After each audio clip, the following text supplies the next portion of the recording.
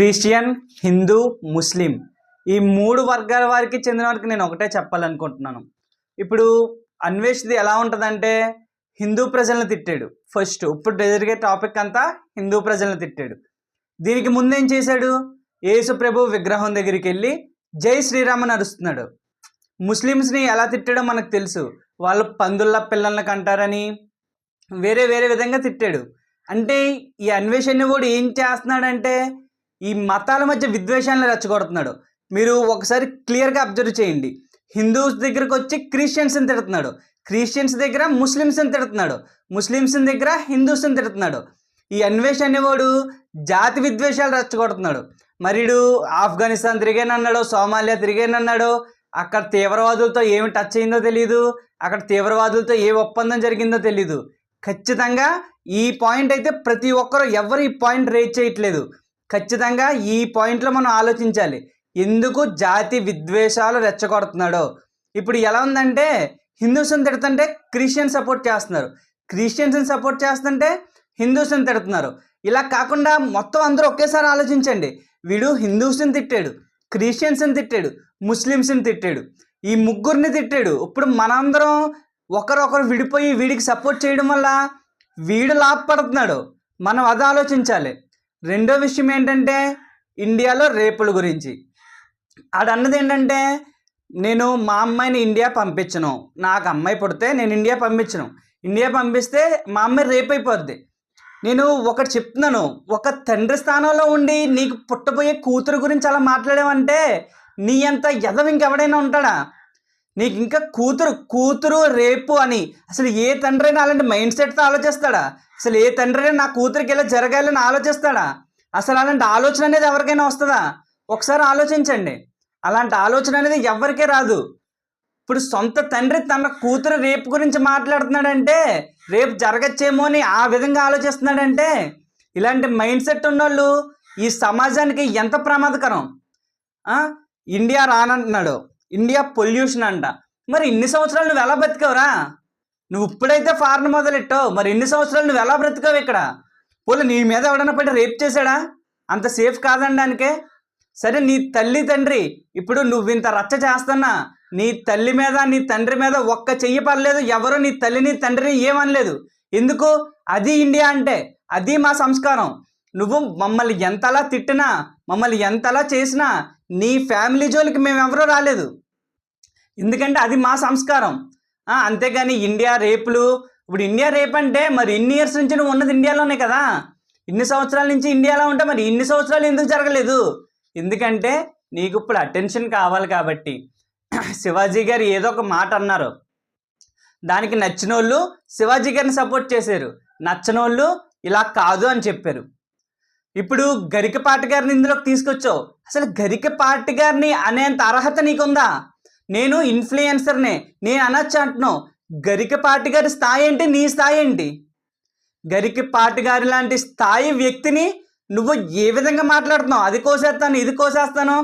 అసలు నీకు బుర్ర ఏమన్నా పనిచేస్తుందా? నేను ఏదో చెప్తున్నాడు, నేను నాన్ ఆల్కహాలిక్, నా బ్రెయిన్ తెగ పనిచేస్తుంది అని. నువ్వు మాట్లాడే ఇంగ్లీషు ఫస్ట్ క్లాస్ కుర్రోడు కూడా నీకంటే బాగా మాట్లాడతాడు ఇంగ్లీషు. బట్లర్ ఇంగ్లీష్ మాట్లాడుతున్నావు, నీకు అది అర్థమవుతుందో లేదు తెలియట్లేదు. నువ్వు ఒక్కసారి ఇండియా వచ్చి చూడు, నిన్ను చేసేంత ఎర్రిపప్పని ఎవరు చేయరు. ఒకసారి మా ఇండియా వచ్చి చూడు, మా ఇండియా వచ్చి చూసి ఇక్కడ కుర్రోళ్ళు ఇంగ్లీష్ ఎలా మాట్లాడుతున్నారో నువ్వు బట్లర్ ఇంగ్లీష్ ఎలా మాట్లాడుతున్నావు ఒకసారి ఆలోచించుకో. నెక్స్ట్ ఇంకో పాయింట్ ఏంటంటే చైనా టూర్. నువ్వు చైనా టూర్కి వెళ్ళినప్పుడు ఏం చెప్పావు? చైనా చూడండి ఎంతలా అభివృద్ధి చెందిందో, ఎంతలా అభివృద్ధి చెందిందో. అసలు అభివృద్ధి అంటే ఏంటి? 4 బిల్డింగులు ఒక 10 రోడ్లు వేస్తే అదే అభివృద్ధా? మరి సామాజిక అభివృద్ధి సంగతి ఏంటి? అక్కడ ప్రతి మనిషి 12 గంటల పైన పనిచేస్తాడు, ప్రతి మనిషికి ఆనందం అనేది ఉండదు. నీకు ఇండియాలో అలా ఉంటుందా? ఇండియాలో ఎలా ఉంటున్నారు ఆనందంగా? ఇప్పుడు అభివృద్ధి అంటే ఇప్పుడు 4 రోడ్లు వేసి ఒక 10 బిల్డింగ్లు కట్టేసి మనుషులు ఎలాగైనా చచ్చిపోండే పర్లేదు అంటే అదే అభివృద్ధి అని దృష్టిలో? అదే అభివృద్ధి అయితే 200% అది ఖచ్చితంగా అభివృద్ధి కాదు. ఎందుకంటే మనిషి అనేది మనం ఆనందంగా లేనప్పుడు ఎన్ని రోడ్లు ఉంటే మనకేంటి, ఎన్ని బిల్డింగ్లు ఉంటే మనకేంటి? మనకు అన్నీ అనవసరం కదా. ఫస్ట్ మనం ఆనందంగా ఉండాలి. మీరు చైనా వాళ్ళని చూసుకుంటే అక్కడ ఎవడు ఆనందంగా ఉండడు, ఎవడి మొహాల్లోని నవ్వు అనేది ఉండదు. అలాంటి దేశంతో మన దేశాన్ని కంపేర్ చేసావంటే ఇప్పుడు నువ్వు మాట్లాడుతున్నావు కదా, వాక్ స్వాతంత్రం, ఫ్రీడమ్, అది అక్కడ ఉంటుందా? అది అక్కడ ఉండదు. నీకులాంటి చెత్తనా కొడుకులను అయితే ఎప్పుడో తీసుకెళ్ళాలి, ఎన్కౌంటర్ చేసి పడదొప్పుతారు. అందుకని చైనాతో ఇండియాని కంపేర్ చేయడం అనేది వరస్ట్ థింగ్.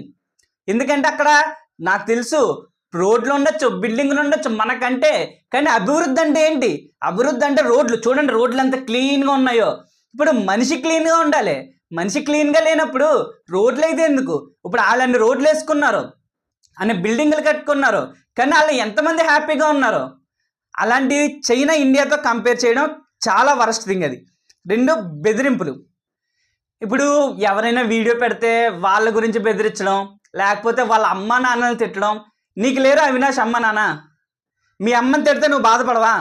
ఎదుటోళ్ళ అమ్మని తిట్టడానికి నువ్వెవరు? మీ అమ్మని తీసుకొచ్చి అక్కడ పడుకోబెట్టు, మీ అమ్మని తీసుకొచ్చి ఇక్కడ పడుకోబెట్టు. అసలు నీ అంత నీచపు వ్యక్తి, ఒక అమ్మల్ని తిట్టే వ్యక్తి నువ్వు. అందుకే ఇండియా పేరెత్తే అర్హత నీకు లేదు. ఎందుకంటే మేము ఇండియాని భారత మాత అంటాం, ఒక స్త్రీకి గౌరవిస్తాం మేము. మీ అమ్మా నాన్నల్ని అనడం మాకెంత, ఒక్క నిమిషం పని కాదు. అలాంటిది ఎదుటి వాళ్ళ అమ్మ నాన్నలు తిట్టడానికే అసలు నీ పెంపకం అనేది కరెక్ట్గా ఉందా?